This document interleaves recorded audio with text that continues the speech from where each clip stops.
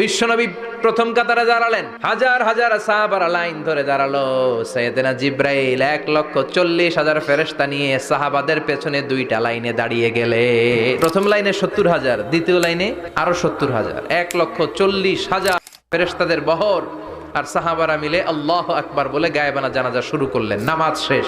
বিশ্বনবী তো অবাক ঘটনায়। বিশ্বনবী জিজ্ঞেস করলেন, জিব্রাইল, কোন সাহাবীর গায়েবানা জানাজায় তোমরা আকাশ থেকে এত ফেরেশতার বহর নিয়ে নামো নাই? কি এমন আমল করেছে আমার মুয়াবিয়া? কি এমন ভালো গুণ ছিল, ভালো আমল ছিল, যার কারণে আরশের উপরে তার এত সম্মান? সাইয়েদনা জিব্রাইল বললেন, নবী, আপনার এই প্রিয় সাহাবী হাঁটতে বসতে চলতে ফিরিতে সব সময় পড়তো কুল হুয়াল্লাহু আহাদ, আল্লাহুস সামাদ, লাম ইয়ালিদ ওয়া লাম ইউলাদ ওয়া লাম ইয়াকুল লাহু কুফুয়ান আহাদ। পড়েন আল্লাহু আকবার।